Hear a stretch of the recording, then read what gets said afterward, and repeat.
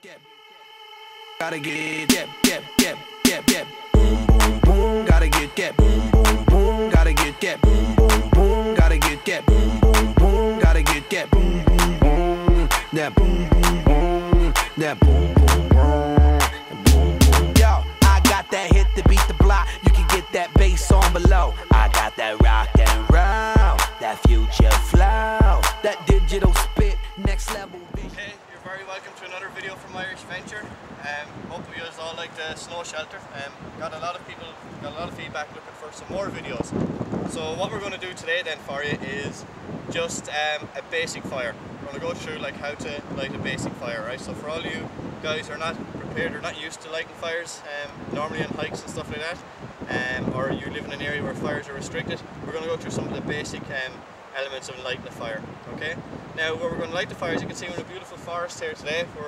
This time the video is coming from Ireland. We're on the southeast coast of Ireland in a place called Wexford, and the forest we're in at the moment, beautiful place, but we're not actually going to light the fire in the forest. The reason for that being is the forest ground is very peaty, and if we light a fire in here, there's a risk of the fire spreading. So what we're going to do today, we're very lucky because we live on an island. We have beautiful white sandy beaches over to our right, and we'll build over there. Hopefully the wind, it's a very windy day today, so hopefully the wind won't screw us up too much. Okay, so join me now in a few minutes when we start looking at setting the fireplace and the different types of wood that we'll use. See you in a few minutes.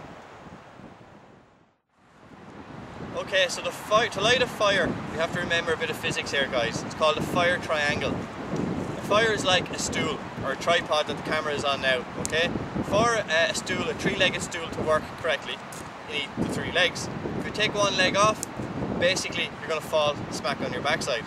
So lighting a fire is very much the same thing. You need three key elements, and if we miss out one of them, and one of them is not right, the fire won't light. So the first thing we're going to look at is fuel. The three elements are fuel, heat and oxygen. So we're looking at fuel first. As you can see, Tom here is making a fire pile. Right, I'll bring the camera over a bit closer now to look at it. The first thing to do when you're lighting a fire and making sure that you want the fire to last for a particular length of time. Okay, so we've broken our fuel pile down into different sizes. As you can see, it's graded from some very heavy logs over there to Tom's left, and he's bringing them down into smaller sticks, then some twigs, and some smaller twigs, and finally some very, very light twigs. Okay.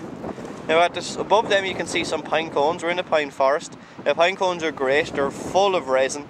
Because we're in a pine forest, pine trees tend to have more resin than deciduous trees, so they burn brighter and stronger than other woods, so we're very fortunate there. And also you can see some bark. Now the bark has been broken down. You can see the big pieces of bark here, and you can see some smaller pieces there. They would sort of be in the same bracket as the medium-sized sticks. Okay, you wouldn't use them as kindling unless you flake it up a little bit more. Bark is great because on a wet day, like today is wet here in Ireland, what day isn't in Ireland, but on days where another thing to realise though when you're hiking is that along the way you might see some stuff that would be great as tinder. Collect along the way and keep it dry. I'll give you an example. On the way out here I got some of these dead weeds and stuff like that. So like I said, some bits of dried weeds, dead weeds, okay, and that would work very well for catching. And you can see some wispy bits, they're very like cotton. Okay, there's some more of that here as well, okay, which we gathered along the way. Also some very dry grass. You can see in here. Dry grass again is very good. Tends to smoke a little bit, but it does catch very well, especially if it's very dry. If any of you live in areas where there's forest fires and that, sometimes it's dead dry grass that tends to spread it very fast. Again, some other weeds, dead weeds and stuff like that we could use. And these are actually dead dock leaves. These ones here, they're dead and they're all shriveled up.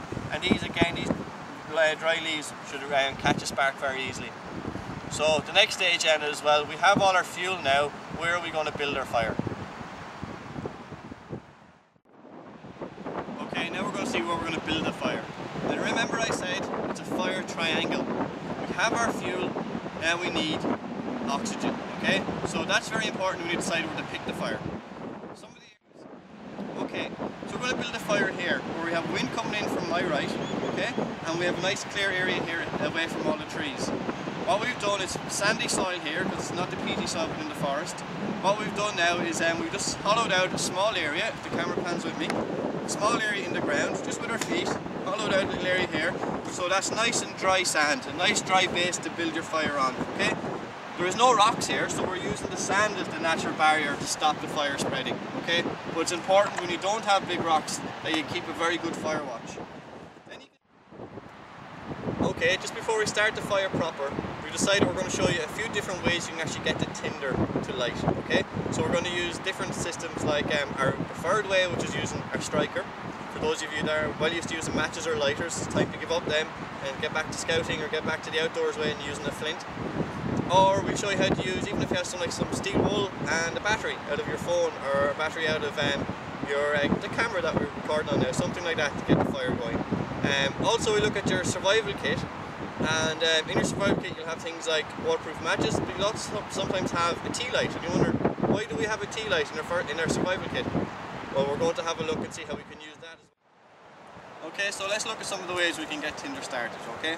Alright, so in your survival kits you should have a few different tools that you can use. I'll give you an example. In your survival kit you'll have things like waterproof matches. I'm sure you're laughing if you have them. You might have a candle, or you might have a flint striker. So let's look at different ways that we can light from using stuff inside your kit. Okay, so if we look inside our kit, our survival kit, amongst some bits and pieces, you would have, yes, waterproof matches. So we're laughing. So these guys should light in strong winds and everything like that. So that's one way to use, which we'll look at in a few minutes. Also within our kit, we'd have our little candle, like I said, and I referred to.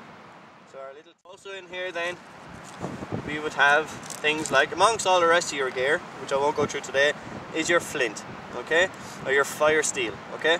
So we're going to use this as well to see how we can catch flames, okay? So we'll try a bit of that first, okay? So I'll move this out of our way, and I'll get us some tinder. So this is some of the tinder you saw us gather earlier on.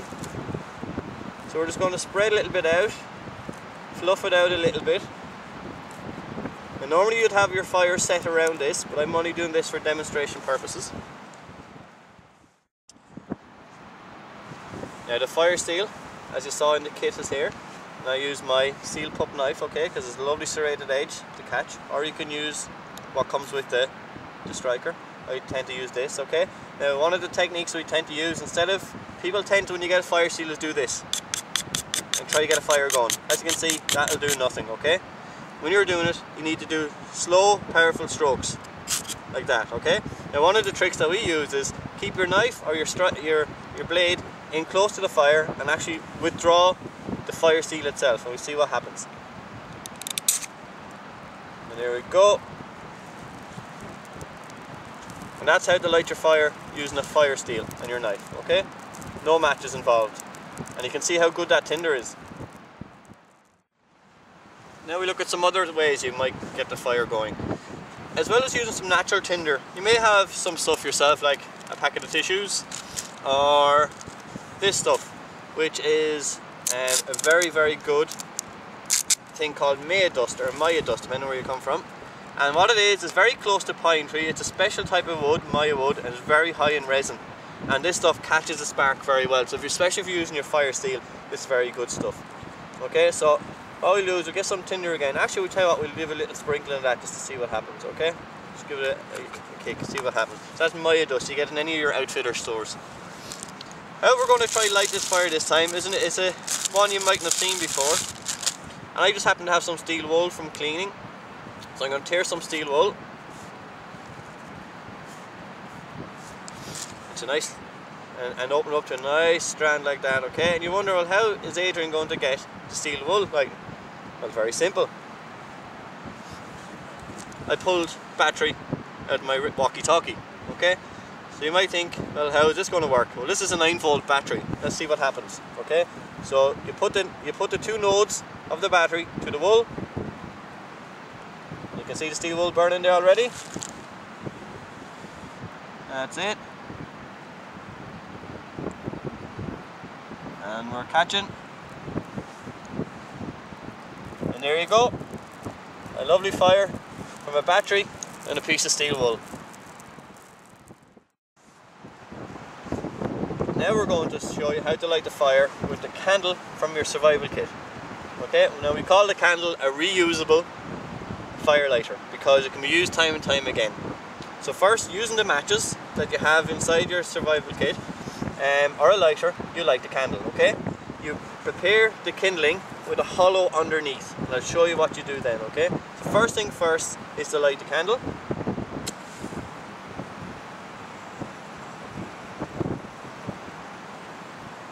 So my candle is now lighting. I don't know if you can see that there. So the candle is now lighting, and what I will do is I will now move that in underneath. So my candle goes in underneath, and after a few seconds it should catch. There we go. Now that's caught. Okay, so we're going to build our little fire now. We're going to build a tripod or a teepee fire. And as you can see, we've made just a little tripod here of bigger sticks, and underneath we have our kindling. Try or two. So again with my trusty sog knife and striker, let's get this baby going. So leaving the sog in place and actually withdrawing the striker slowly, that means I won't actually disturb the fire by trying to get in at it, okay? Starter again. There we go. And we're catching now better that time.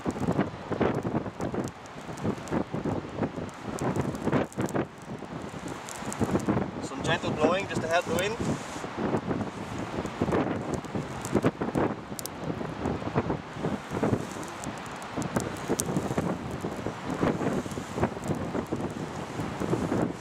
And we have a fire. Now all we do to this now is gently in a few minutes, when they start lighting, is keep adding more. And as you can see, it's a nice fire now. For cooking and that, we leave it burn up a bit and get some nice bed of hot embers, and then we start our cooking. So that's how to start a very, very simple fire. Now it's a few minutes later, and the fire's still going nicely. As you can see, we made our air hole a little bit bigger, and I made an air blade out of a piece of bark just to control it. Watch if I take it away, the fan's really high. If I put it down at an angle, it forces the air in close to the bottom, and we have a nice fire now. So we leave that go another few minutes, and when it starts dying down again, we'll have a perfect fire for cooking. As you can see, we're fairly advanced into the fire now at this stage. I have a green stick frying pan with a nice piece of lamb on top. We also have a lovely fish being seared here as well. This is a trout for Tom. So we're doing grand now. Get a nice hot meal going in a few minutes. I don't know if you can hear that, but the lovely steak here frying, you can hear the sizzle, and this is hissing away here nicely, the fish here, so things are going very well. Turn that steak here now. Oh, lovely. I'm looking forward to this meal. This is how we do it in the 13th. Oh, look at that. Look at that. Beautiful, beautiful poached fish. We're just after finishing our meal now. As you can see, the entire site is clear because we obey the laws of leaving no trace. So yeah, everything's buried up and it doesn't even look like anyone's done any cooking here. Okay guys, that's us finished for today. We've had our meal, we've cleaned up, we've seen everything there. So that's just basically a short video on the simple fire, nothing fancy. We will be doing some more videos. Let us know on YouTube what sort of videos you want to see and we'll do them for you.